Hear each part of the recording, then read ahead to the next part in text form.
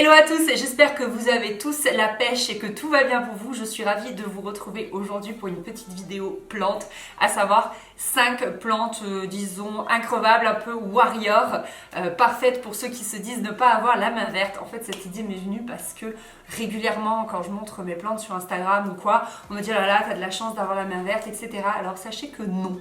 Je tue pas mal de plantes, mine de rien, je suis vraiment une serial killer des plantes. Et en fait, on discutait de ça avec ma maman, on s'est fait la réflexion, c'est que elle a des plantes qu'elle arrive vraiment à gérer, c'est son truc. Par exemple, les orchidées, ma mère est une pro des orchidées. Et moi, à l'inverse, il y a d'autres plantes dont elle n'arrive pas à s'occuper et que moi, j'arrive trop bien à faire vivre, à faire grandir, etc. etc.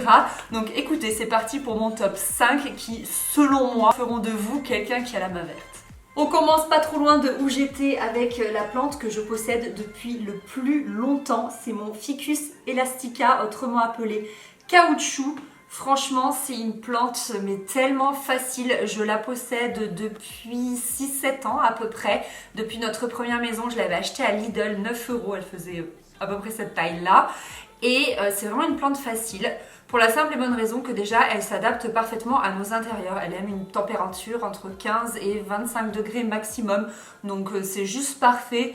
L'été, il se peut qu'elle ait un peu chaud, mais franchement, ça va. Elle aime la luminosité, mais pas pour autant de lumière directe. Donc elle peut aller dans une pièce très lumineuse comme dans une pièce un tout petit peu plus sombre. Moi, je l'avais déjà mise dans une pièce exposée nord et franchement, en bas là dans ma cuisine. Et franchement, elle avait très bien vécu la chose. Apparemment, elle n'aime pas trop être déplacée. Alors, j'ai pas trop vu le souci en général, donc à voir, peut-être pas trop la mettre dans le passage. Moi là typiquement elle est dans le passage, hein. Elle est pile au niveau de mon entrée, mais pas de souci du tout. Petit détail, il faut par contre veiller à nettoyer les feuilles. Ces feuilles prennent énormément la poussière et ce qui fait que la pauvre elle ne peut pas faire sa petite photosynthèse. Donc voilà, c'est plus le truc contraignant, c'est de nettoyer ces feuilles. Donc on prend une microfibre avec un petit peu d'eau et on nettoie. Il y en a qui le font à la bière, il y en a qui le font avec de la peau de banane. Moi, je fais simple, microfibre et eau. Et côté arrosage, elle n'aime pas trop d'arrosage abondant, donc on y va mollo. Un petit peu d'eau, vraiment, allez, un petit verre toutes les semaines, voire tous les 10 jours. Et franchement, c'est nickel. Il faut pas détremper la terre. On laisse bien sécher la terre entre deux arrosages. Et franchement, mais je vous jure, plante trop facile, c'est celle que je possède depuis le plus longtemps. Deuxième plante que je trouve vraiment très très facile, c'est la Monstera Monkey. Elle a plusieurs noms. En fait, elle est vraiment assimilée à la Monstera Deliciosa, qui elle a des feuilles plus grosses, hein. C'est un peu la Monstera classique qu'on trouve un peu partout en jardinerie, etc. Et celle-ci, je l'ai depuis 1 an et demi et elle est vraiment vraiment facile parce que avant d'habiter ici, elle était dans ma cuisine au nord, elle n'avait mais quasiment pas de lumière et franchement top. Là, elle a une très très belle luminosité et top aussi. J'ai même l'impression qu'elle faisait plus de nouvelles feuilles quand elle était vraiment au nord, dans ma cuisine en bas, parce qu'en fait l'idée c'est de reproduire les conditions de son habitat naturel. Donc c'est une plante tropicale, donc elle, comme c'est une plante grimpante, elle est rampante plutôt, elle est vraiment au sol cachée sous les plus gros arbres, etc. Des régions tropicales. Donc beaucoup d'ombre et beaucoup d'humidité. Donc celle-ci on peut l'arroser. On détrempe jamais les plantes, hein. Les plantes elles aiment pas ça, mais vous pouvez vraiment l'arroser régulièrement sans avoir trop peur de l'arroser à partir du moment où vous avez un pot percé et l'eau qui s'écoule.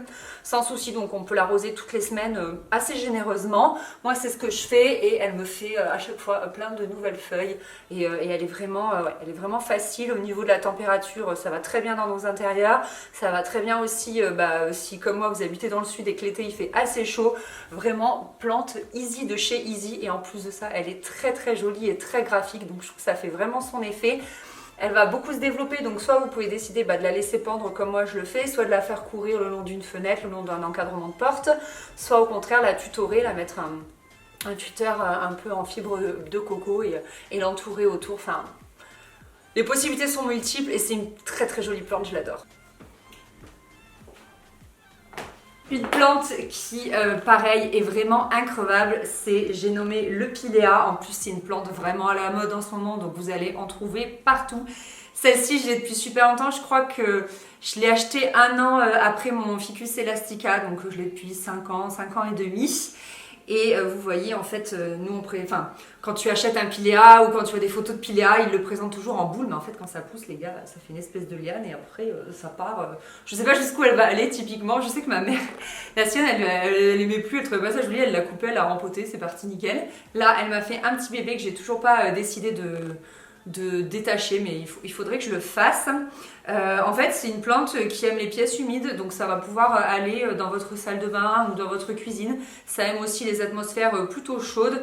Et niveau luminosité, c'est pas du tout exigeant. Moi là, elle est plein nord et elle kiffe. Donc vraiment, ça ira bien voilà, dans une salle de bain avec quand même une petite fenêtre, un peu de lumière, mais pas obligé voilà, d'avoir une luminosité très folle. Niveau arrosage, un arrosage régulier, vraiment plutôt modéré. Moi, je l'arrose toutes les semaines. Voilà, je me suis fixé le dimanche comme jour d'arrosage des plantes et voilà, je mets un petit peu toutes les semaines. Vous voyez là, elle pousse, hein, elle me fait toujours de nouvelles feuilles. Et si vous voyez voilà, qu'il y a des feuilles qui font la gueule comme celle-ci, c'est juste qu'en fait elle pousse et que petit à petit les feuilles du bas tombent. Donc là, la mienne, elle est en très bonne santé. Vous commencez un peu à paniquer si c'est les feuilles du dessus en fait qui vont mal. Mais sinon, franchement, j'ai jamais eu de soucis. Je me souviens, je l'avais acheté à Marguerite Flower Shop, au marché du lait à Montpellier. Et je lui avais dit, écoute, j'espère que je ne tuerai pas celui-là. Parce que je tue encore des plantes, comme je vous disais. Ben, si tu me suis, Lucille, il est toujours là. Franchement, increvable, j'en suis trop contente. J'en ai tué un de Pilea, mais c'est que clairement je l'avais oublié dans un coin d'une pièce et j'avais oublié de l'arroser. Donc forcément, t'arroses pas une fleur, t'arroses pas une plante, elle crève. Il n'y a pas de secret, mais c'est vrai que c'est quand même une plante pas du tout exigeante et très facile. Bien évidemment, je ne pouvais pas faire cette vidéo sans parler du pothos, qui est une plante vraiment facile et surtout une plante abondante, c'est-à-dire qu'elle va pousser, elle va pousser, elle va pousser, elle va vous faire toujours de nouvelles feuilles. Vous voyez, moi là, elle est en train de m'en préparer une, et ce qui fait que c'est hyper gratifiant quoi. On la voit pousser, on se dit waouh, j'en prends bien soin, c'est super cool, on la voit grandir. Franchement, celle-ci, c'est une copine qui l'a offert à Christophe. Et c'était une bouture à la base, on avait 2 feuilles. On avait 2 feuilles, c'était il y a quelque chose comme 1 an et demi, je crois, je sais pas trop. Et regardez tout ce qu'elle fait. Enfin, si je la dépliais, elle toucherait le sol, mais en fait, je l'ai repliée dans le pot. Ouais, c'est vraiment, voilà, c'est une plante un peu gratifiante et au-delà de ça, qui est très facile. Donc, comme toutes les plantes dont je vous ai parlé, elle ne nécessite pas de terreau spécifique. Vous prenez un terreau lambda que vous trouvez en jardinerie, un spécial plante verte.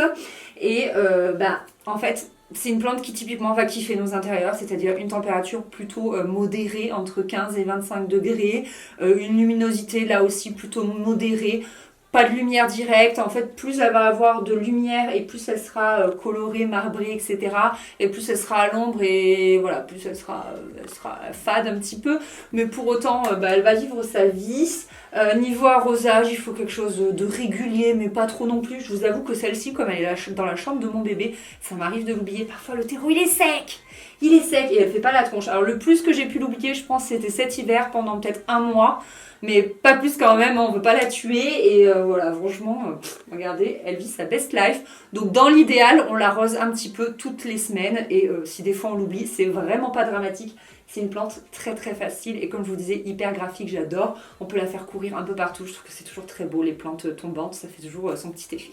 Et enfin, dernière plante, je vous retrouve dans mon entrée, mon ancienne entrée, je sais pas si vous vous souvenez, mais c'est cette plante, c'est la Chlorophytum chevelue ou plante araignée, ou enfin elle a plein de noms.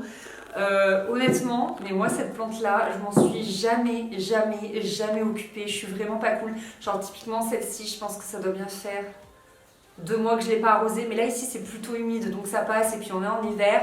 Je l'ai aussi eu en plein cagnard dans ma première maison, elle cramait.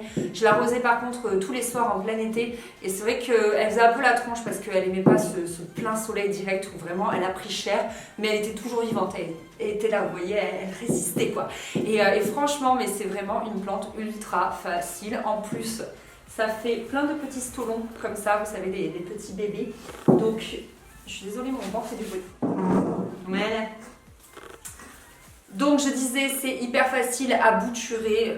Moi, j'avais fait des tonnes de boutures. J'ai donné à toutes mes copines. J'en ai multiplié plein dans ma maison, etc.